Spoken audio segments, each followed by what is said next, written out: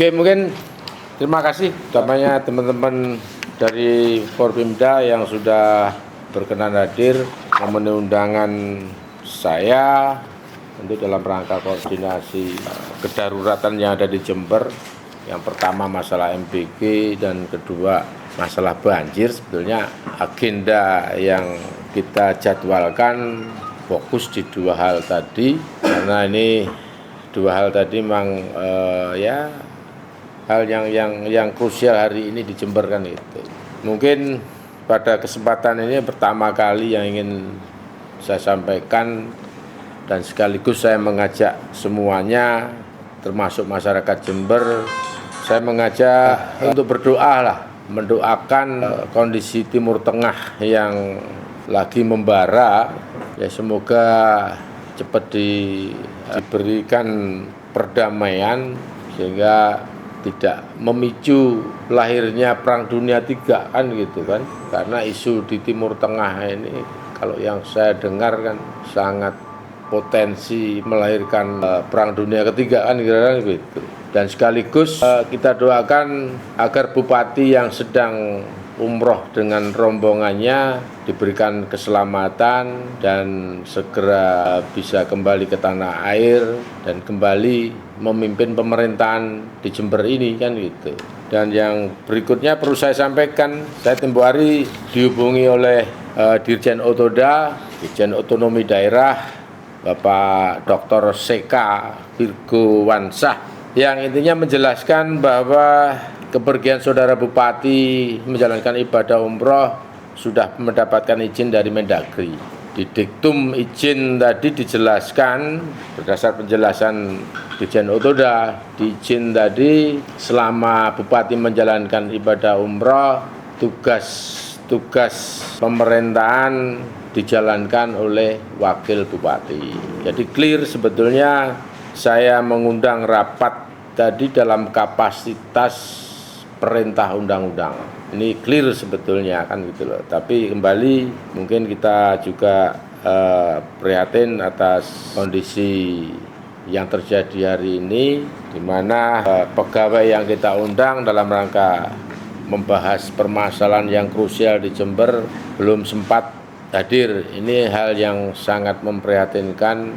Berarti kesimpulannya mereka tidak taat konstitusi, kira-kira seperti itu. Dan ini menjadi catatan serius. Harusnya kita bekerja ini ya loyalitas kita kepada konstitusi, bukan kepada pribadi kan begitu. Ini yang mesti harus menjadi pembelajaran kita bersama, bahwa dalam rangka menjalankan pemerintahan itu adalah amanat undang-undang. Jadi kembali kita bekerja tadi tentu ya loyalitas kita pada undang-undang gitu loh ya, bukan loyalitas pada pribadi. Kembali saya mohon maaf dan terima kasih sudah hadir memenuhi undangan saya, tapi rapat tidak bisa kita lanjutkan karena justru OPD yang kita undang sampai jam sekian belum ada yang hadir. Jadi saya mohon maaf, terpaksa rapat kita tunda dulu, walaupun sebetulnya agenda yang kita bahas adalah agenda yang krusial yang ada di Jember hari ini. Masalah pelaksanaan MBG, bukan program MBG-nya loh ya, pelaksanaan MBG kan gitu kan. Ini harus clear, ini salah bahasa, salah persepsi nanti. Kalau program MBG-nya kita kan acungi jempol kan itu kan, ini program spesialnya Bapak Presiden kan begitu, dalam rangka mempersiapkan generasi emas tahun 45 kan gitu, kira-kira kan gitu. Tapi yang menjadi problem hari ini di Jember adalah pelaksanaan MBG-nya kan gitu kan. Jadi di level pelaksanaan yang mesti harus kita kawal supaya apa yang menjadi program Presiden kita dapat berjalan dengan baik kan gitu.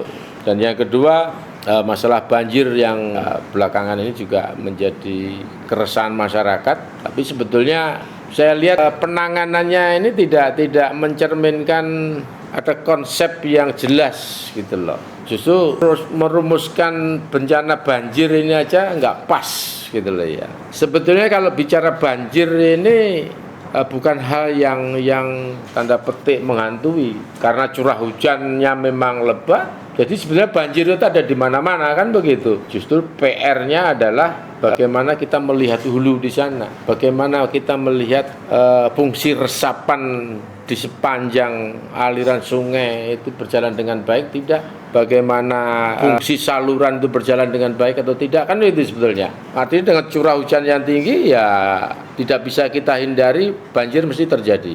Apalagi kalau salurannya tidak berjalan dengan baik kan gitu. Tapi yang menjadi tanda petik perhatian kita terhadap banjir tadi itu banjir yang berhimpitan dengan potensi longsor utamanya di lingkungan tempat tinggal kan begitu kan. Ini yang mesti harus menjadi perhatian kan gitu.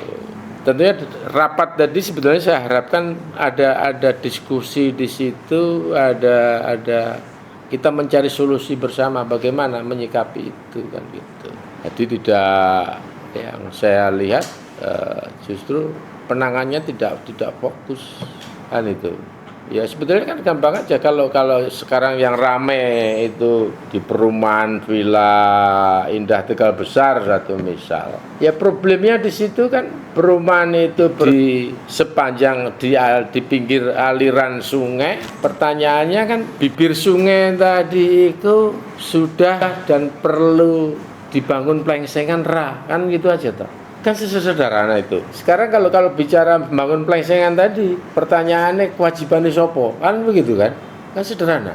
Ya tinggal kita tanya, sapras tadi oleh perumahan sudah diserahkan kepada pemerintah daerah belum? Kan itu kan? Ya kalau sudah, berarti tugas pemerintah daerah karena kewajiban memelihara itu sudah beralih dari pengembang ke pemerintah daerah kan begitu. Tapi kalau belum, ya kita dorong pengembang tadi untuk segera menyerahkan sapras yang ada. Nah, dalam tanda petik penyerahan sapras tadi kepada pemerintah daerah, catatannya pada kondisi baik, diserahkan kepada pemerintah tanggung jawabnya tadi itu dalam kondisi baik. Nah kalau dalam hal ini, dalam hal PITB tadi itu ternyata hari ini belum baik, ya belum bisa diserahkan. Perbaiki dulu baru serahno ke kami kan begitu. Jadi kira-kira begitulah menyikapi kondisi itu kira-kira seperti itu. Simpel aja sehingga ya kita nggak perlu kita perlu fokus permasalahan tadi apa, identifikasinya seperti apa, solusinya seperti apa, jelas gitu loh. Tapi kalau mendefinisikan masalah saja nggak paham, bagaimana mencari solusi? Kira-kira seperti itu. Iya Mas Nanda? Kan itu kan? Siap. Itu loh kira-kira. Jadi tidak perlu masyarakat sebagai korban itu diajak kemana-mana seakan-akan sekedar menciptakan drama kan, masyarakat digawa ning rono yang nggak jelas mencari apa kan begitu. Ini hal-hal yang kita sesalkan dan sekaligus menjadi catatan bahwa kualitas aparatur kita masih sangat menyedihkan. Kira-kira kan seperti itu. Izin Pak Wahid. Ya. Undangan resmi yang ini sudah dilayangkan oleh Pemkab kepada para OPD. Ketidakhadiran mereka ini kan sebenarnya harus ada pemberitahuan. Kenapa ini kok tidak ada yang datangnya, ada pemboikotan atau gimana Pak? Ya tentu nanti saya akan tindak lanjuti kenapa itu bisa terjadi kan gitu kan.